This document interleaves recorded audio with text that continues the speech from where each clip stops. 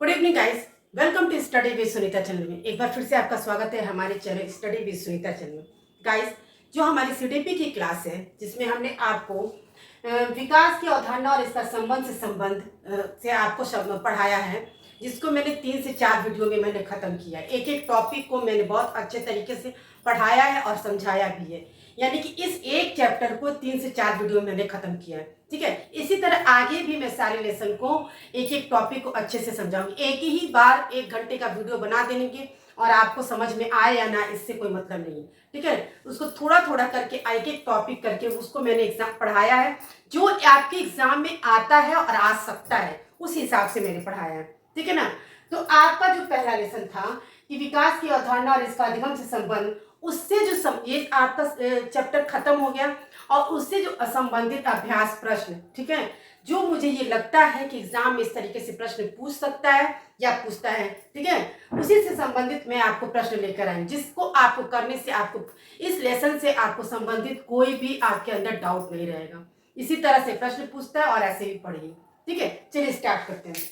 जैसे देखिए, पहला क्वेश्चन हो सकता है कि आपकी कक्षा में एक बालक बड़ों से तू तड़ाक करके बोलता है, तो बालक से इस अशिष्ट व्यवहार को दूर करने के लिए आप क्या करेंगे। मान लीजिए क्लास में, कक्षा में आपके कोई बच्चा किसी बड़ों से तू तड़ाक, उससे मतलब उसका व्यवहार अशिष्ट, यानी कि मतलब उसका व्यवहार अच्छा नहीं है, बहुत बदतमीजी तरीके से बात करता है, तो आप क्या करेंगे इसके लिए। बालक को सबके सामने क्या प्रताड़ित करेंगे, या बालक के माता पिता से उसे प्रताड़ित करने को कहेंगे। ठीक है, या फिर उसके माता पिता से कहेंगे कि ये बच्चा बड़ों से तू तड़ाक करके बात करता है, अशिष्ट व्यवहार करता है, तो इसको आप प्रताड़ित करिए, मतलब इसको डांटिए, दंड दीजिए। या फिर बालक को समझाएंगे कि अपने से बड़ों को आप कहा जाता है तथा साथ ही आप भी अपने से बड़ों को भूल कर भी तू तड़ाक ना कर। देखिए, आप अगर बच्चे के माता पिता से कहेंगे और बच्चे के माता पिता समझाएंगे तो शायद समझ में उतना नहीं आएगा। ठीक है ना। और दूसरी बात है कि उस बालक के सामने, ठीक है, बालक के सामने आप उसको प्रताड़ित करेंगे तो भी, मान लीजिए कोई बच्चा अगर क्लास में, कक्षा में अगर बदतमीजी करता है और उसको बच्चे के सामने तू तड़ाक करके बात करता है और आप उसको प्रताड़ित करते हैं, तो ये भी गलत बात है। ठीक है, तब भी बच्चा नहीं समझे। लेकिन आप बच्चे को अच्छे से प्यार से समझाएंगे कि नहीं, हमको बड़ों से दूध तड़ाक करके या अशिष्ट व्यवहार नहीं करना चाहिए, और खुद भी हमें भी आप किसी से भी तुम तड़ाक करके नहीं बात करना चाहिए। ये बात अगर आप अपने आप करेंगे तो बच्चे को अच्छे से समझ में आ जाएगा। माता पिता के कहने से अच्छा है कि आप खुद बच्चे को समझाइए, बच्चे को बात समझ में। कहा जाता है कि माँ बाप से ज्यादा अगर बच्चे को टीचर समझाता है तो जल्दी से बातें बच्चे को समझ में आ जाती। इसीलिए ऑप्शन 3 सही होगा। बालों को समझाएंगे, अपने से बड़ों को आप कहा जाता है। ठीक है, हमेशा बच्चों को ये समझाया जाता है कि बच्चों को कि आप अपने से बड़ों को आप कहा कीजिए, तुम नहीं। ठीक है ना।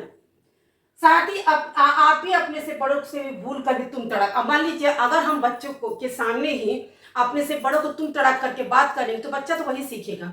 ठीक है, इसलिए हमें भी ये गलती नहीं करनी चाहिए कि बच्चे से तुम तड़ाक करके बात करें, और आप बच्चे को ये भी समझाएंगे कि अपने से बड़ों को आप कहकर बात करेंगे।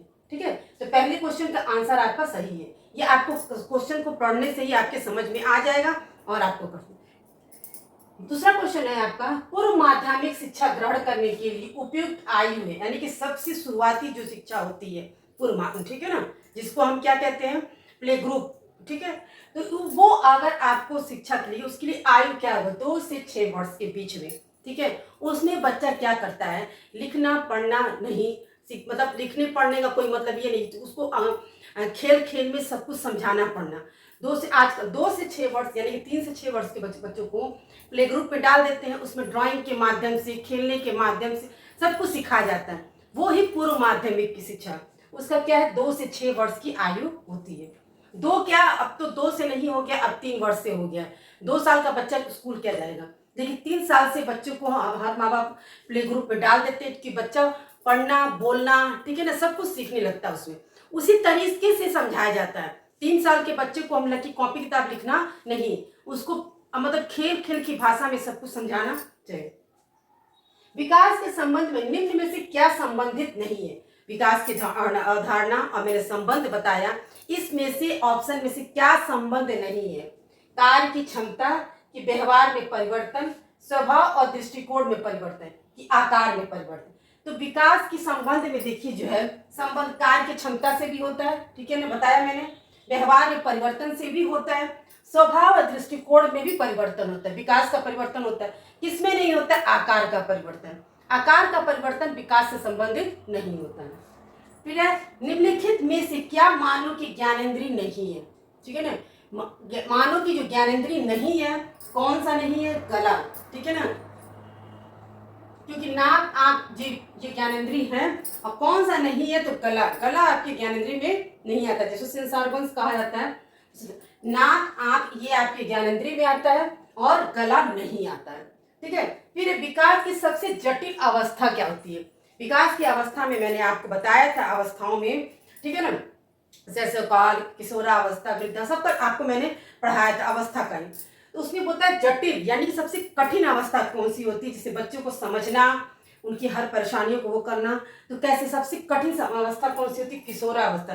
शैशवावस्था के बच्चे क्या है, कुछ समझना नहीं लगता, वो तो अपने मतलब रहते हैं, ठीक है ना। तो उसमें क्या बच्चों को कोई ऐसी परेशानी भी नहीं होती, बच्चे तो नवजात रहते हैं। तो कोई किशोरावस्था, युवावस्था में तो बच्चे समझ में आ जाता है, बच्चे अपनी मानसिक रूप से परिपक्व हो जाते हैं। और वृद्धा तो वृद्धा है, ठीक है ना।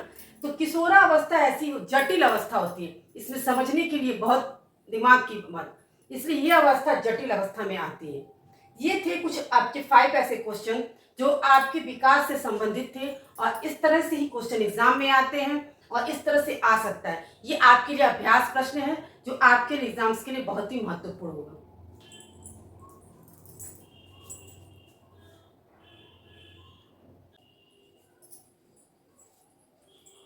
चलिए गाइस, कुछ और क्वेश्चन आपको करवा देती हूँ जिससे आपको प्रैक्टिस करने में बहुत आसानी होगी, और आपको जब भी आप ये क्वेश्चन पढ़ेंगे तो आपको बहुत आसानी से आप कर सकते हैं।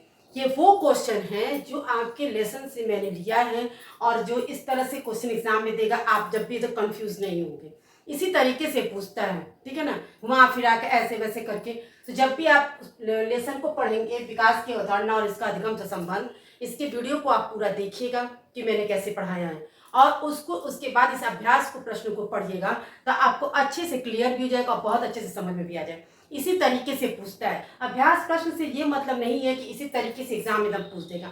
अभ्यास प्रश्न से ये मतलब है कि आपको ये अभ्यास कराया जा रहा है, इसी तरीके से आता है, ये क्वेश्चन नहीं एग्जाम में आता है घुमा फिरा के, बट एक प्रश्न है जो अभ्यास जो इस तरीके से आता है, जो आपको अभ्यास करेंगे तो आपके लिए फायदेमंद होगा, ठीक है। मैं कौन हूँ, क्या हूँ, मैं भी कुछ हूँ, ठीक है, इस तरह से होता है ना, मैं कौन हूँ, मैं क्या हूँ, कहाँ से आया हूँ, इस तरह का जो क्वेश्चन होता है आदि ऐसी प्रबल भावनाएं विकास की किस अवस्था की ओर इंगित करती। देखिए जैसा अवस्था में तैसा होगा नहीं, बाल्यावस्था में होगा नहीं, क्योंकि वो अवस्था इतनी छोटी उम्र की होती है कि ये आप नहीं हो सकते, मैं कौन हूँ, कहाँ से आया हूँ, क्या हूँ, ये इस तरह की। ये किस अवस्था में आएगा?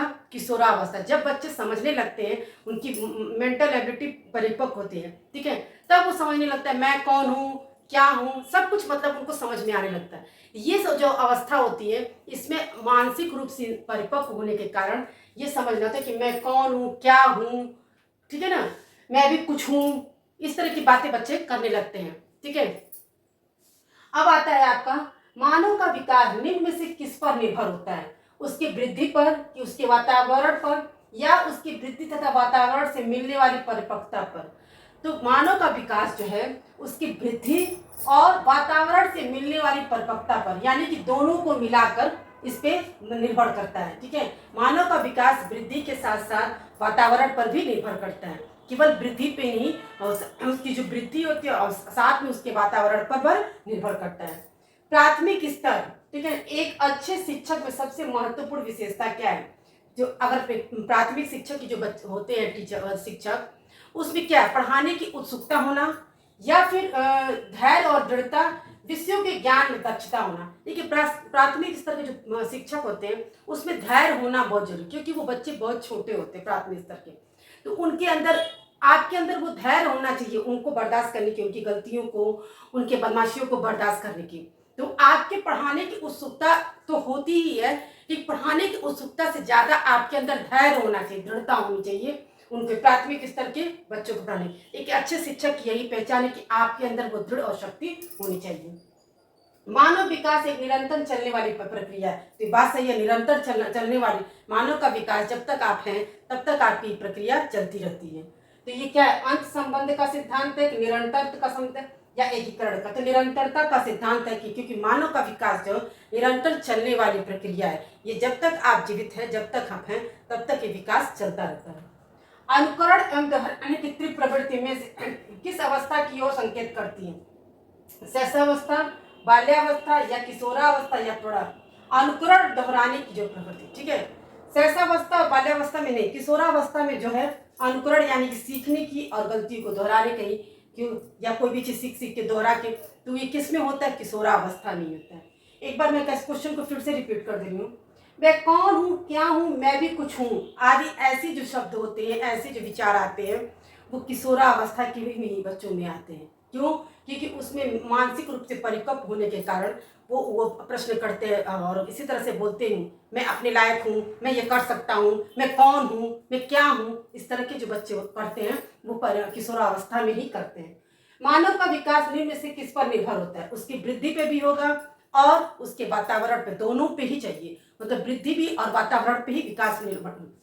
प्राथमिक स्तर के एक अच्छे टीचर की यही पहचान है, एक अच्छे शिक्षक यही पहचान है कि उसके अंदर दृढ़ता होनी चाहिए, ठीक है ना, उसके बर्दाश्त करने की, क्योंकि प्राथमिक स्तर के बच्चों को पढ़ाने के लिए आपके अंदर धैर्य और दृढ़ता होनी चाहिए। मानव विकास एक निरंतर चलने वाली प्रक्रिया, तो हाँ, ये निरंतर का सिद्धांत में मानव का विकास जो निरंतर चलने वाली प्रक्रिया है। अनुकरण दोहराने की तीव्र प्रवृत्ति किस अवस्था की ओर संकेत करती है? किशोरावस्था की ओर संकेत करती। ये कुछ ऐसे 10 प्रश्न हैं जिनको आप पढ़ने से आपको ये इस अभ्यास से आपको जो विकास की अवधारणा और इसका अधिगम से संबंध से प्रश्न है, जो इस लेसन से है, आपको ये समझ में आ जाएगा कि जब इस लेसन को जब पढ़िएगा तो इस तरह के प्रश्न आते हैं, ठीक है, और इस तरह के प्रश्न बन सकते हैं, ठीक है, आते हैं और इसी तरह के प्रश्न बनते हैं। तो आपके एग्जाम्स के लिए और आपके लिए बहुत ही फायदेमंद होगा। ठीक है, मिलते हैं नेक्स्ट वीडियो में। प्लीज़ मेरे चैनल को सब्सक्राइब कीजिए, लाइक कीजिए, शेयर कीजिए। जल्दी ही मिलते हैं नेक्स्ट वीडियो में।